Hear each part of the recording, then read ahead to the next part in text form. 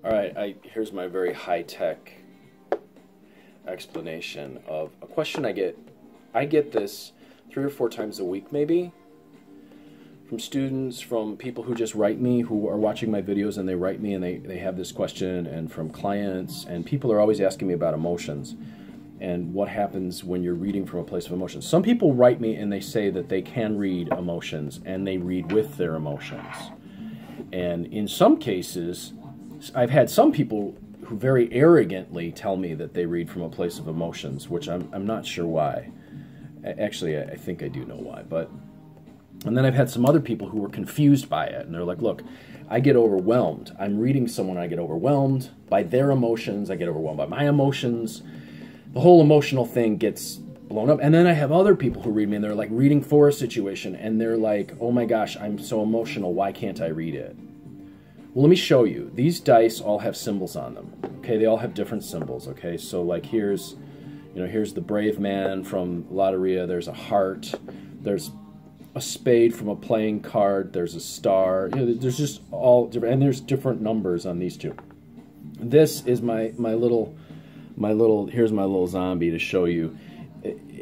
Let's say he's the person doing the psychic readings, and he's in the middle of it, right? He's facing this way. He is in the middle of emotions, and he is dead sure of what he's reading. And he's got the lightning bolt, the 2, the 4, and the spade. And right behind him is a frog, a heart, and a 3. And on this side, there's a whole bunch of symbols he can't even see. He's dead sure because that's what he's feeling. He's looking right at it, and that's what he's feeling. That's what he's seeing. That's what he's taking in. That's what his senses and his emotions and his sixth sense are taking in. This is tricky. This is really, really tricky. It even becomes more tricky if someone is truly empathic. Okay. I have a couple of students and a couple of people I read for who really are empaths.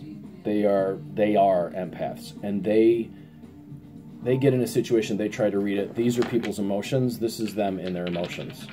They can't figure out where they are. And I'm going to tell you this. There are people out there who really are empathic, obviously. However, I do believe it's a lot less people than who claim they are empathic. I don't think everyone who claims to be empathic is empathic, but you can tell someone who really is.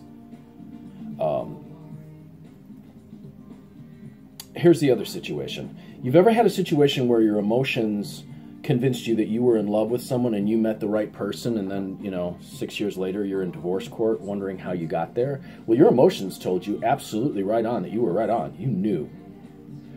Or you were in a situation where you went into this job and you said, hey, I feel that this is the career for me, and then 20 years later you're changing careers going, how did I ever do that? Emotions and feelings are highly, highly unreliable. So if you can see someone's emotions, feel someone's emotions, hear someone's emotions, however you get it, be very careful. Because he looks at it here and he's got maybe the sun from this angle, but if I look at it from this angle, I got the moon. So he may be telling me it's the sun, and I may be looking behind him and going, okay, I can see that you're looking at the sun, but I see the moon right there. Those are two opposites. And he could be looking at this going, he could be telling me, okay, well, I'm seeing a man. And I'm looking at it from up here, and I'm like, well, I can see that you're looking at a man, but I'm also looking at a woman.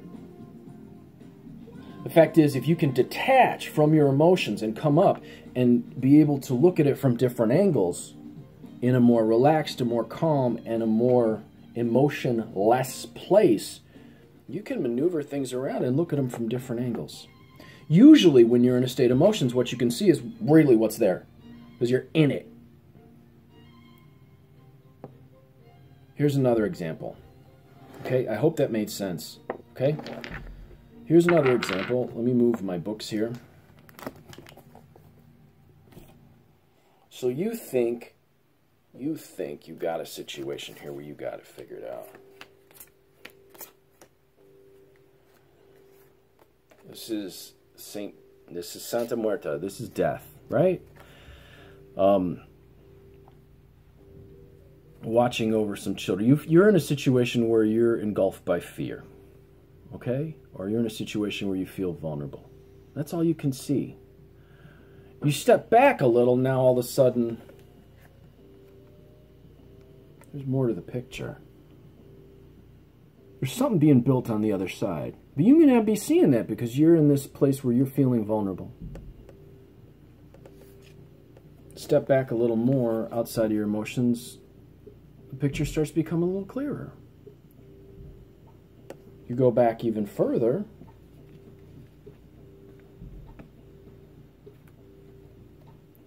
it really gets bigger.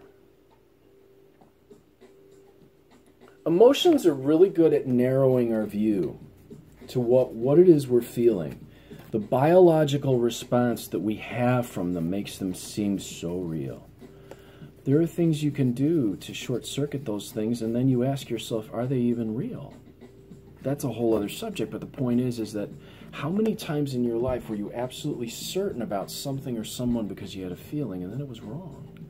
Because your emotions misled you.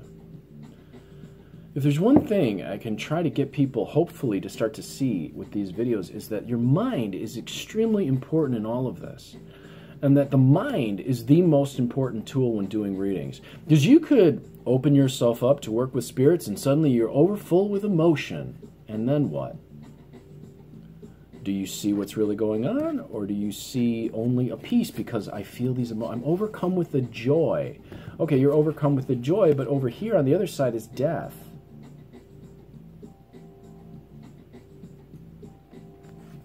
The trick is, can you detach enough to look at the bigger picture and look at it from a few different angles to be able to see it for what it is, at least to the best that you can. Now here's the danger of this. I don't want you to go overboard here now and think, or to think that I'm going overboard, thinking that psychics are omniscient, because that is the furthest thing from the truth. And why is that? Because emotions do come into the picture. You will get a situation where you do feel emotions rise or something arises and it can color it. Also, we don't have access to all information and all sides. The closest you can do is look at it from a few different angles and see the bigger picture and see it enough to be able to cast, well, this is what at least what the shadow of the situation is showing me, and then go down the road that gets you the result that you want. The trick is, try not to be so focused in and so grabbed by the emotion. And if you do read from your emotions, and that's your process, then that's your process. But be aware that it would serve you very well to learn how to detach from those emotions as well, so that you can zoom in when you need them, and then pull back out so that you can see the bigger picture and see how those emotional contexts fit in a bigger picture.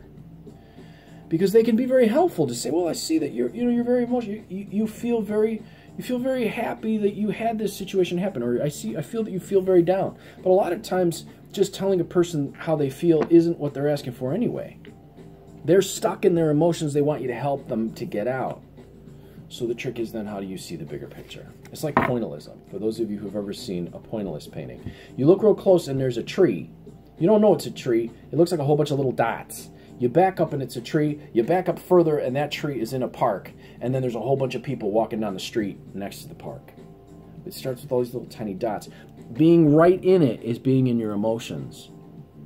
That's all dots. You can't see it. It looks like dots. But then backing up is getting a bigger perspective. Getting yourself out of the way. Dropping your emotions. Relaxing your emotions. Being calm. Detaching enough to be able to see the bigger picture. Oh, well, it's a park.